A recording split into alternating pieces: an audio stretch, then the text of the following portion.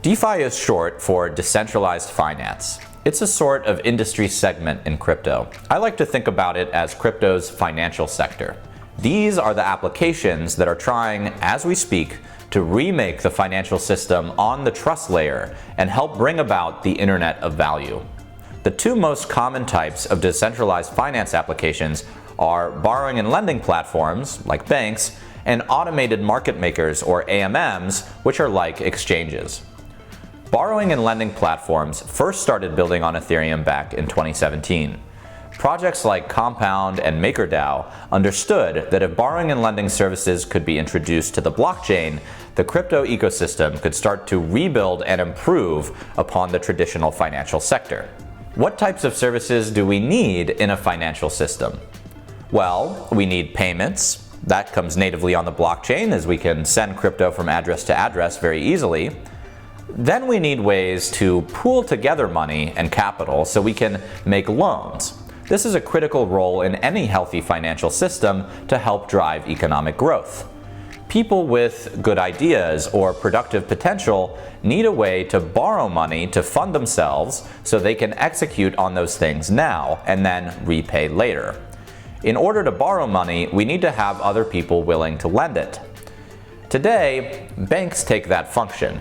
They pool together all our money and use it to make loans to our neighbors so they can start a business or buy a house. The banks make a lot of money off of this function because they keep the vast majority of the interest the borrowers repay for themselves. But now, thanks to smart contracts, protocols built on top of the blockchain trust layer, or Internet of Value, can encode and automate the borrowing and lending services. On these platforms, users who want to use these services interact with the smart contract instead of the manager at the bank. DeFi lending platforms like Compound and Aave operate in this exact way.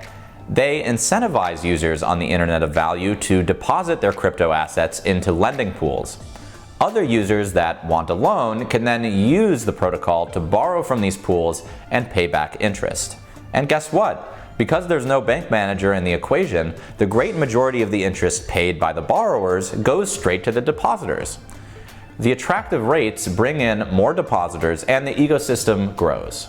Many of the top lending platforms in DeFi have had great success as a result of this positive feedback loop.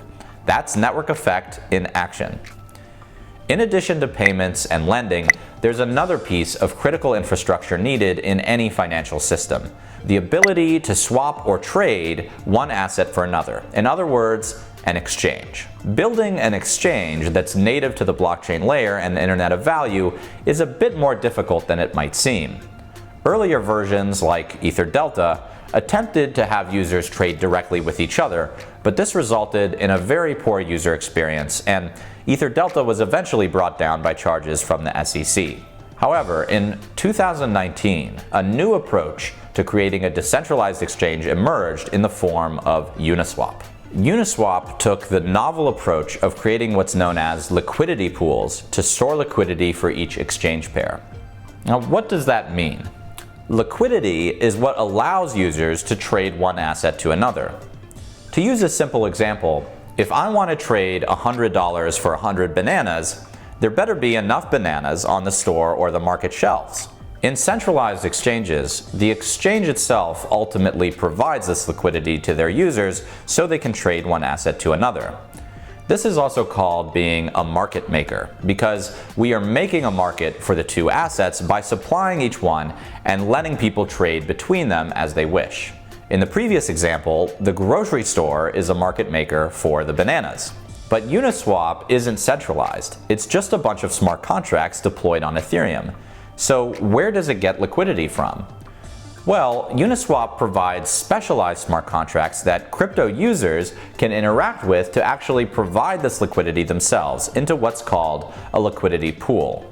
In return, the trading fees generated by the exchange, when any user uses the pool to trade, goes back to the depositor of the liquidity, because there's no exchange there to take a piece of the pie. The fees earned by the liquidity providers create a natural incentive to attract more liquidity, and what you end up with is an exchange that functions without keeping any of its own assets. That's why we call it an automated market maker, or AMM. To learn more about how to earn fees or passive income on Uniswap, be sure to check out the Earn on Everything video, where we go over that in detail. Just like Uber became the largest taxi company without owning any cars, Airbnb became the largest hotel company without owning any property, Uniswap has become one of the largest exchanges without owning any assets. At this point, we should notice a compelling pattern across the different DeFi applications we've discussed.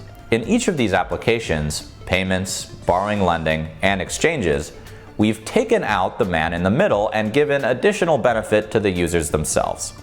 That's the whole point of decentralized finance, or DeFi. It's the DeFi narrative. And I believe this narrative is very compelling, for the simple reason that it seems to work better than the traditional financial services most people are used to. Sure enough, the DeFi space has seen incredible growth. Let's take a look at some of the metrics.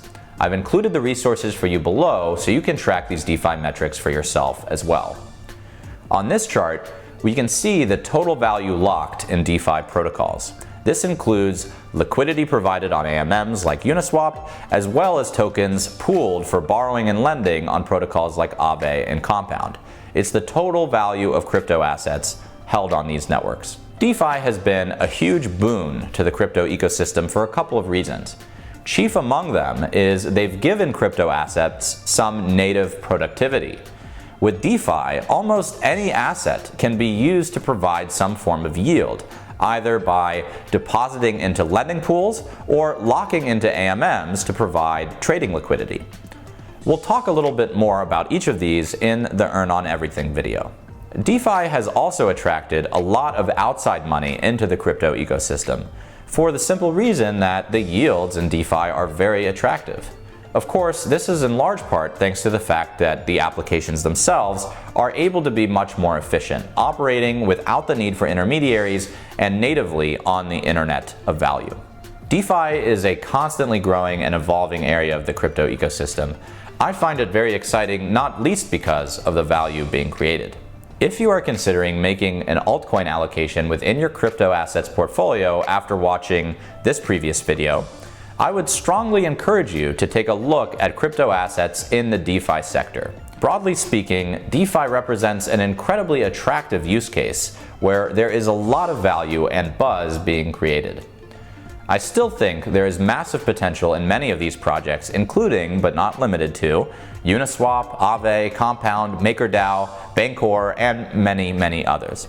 You can find a comprehensive list of DeFi crypto assets on CoinGecko, see the link below, or on DeFi Pulse. You must still remember to do your own fundamental research on each project. Refer back to this video for help and guidance on that. If you'd like to go deeper into DeFi, I've included even more links to some great free content for you to check out. Happy DeFi hunting!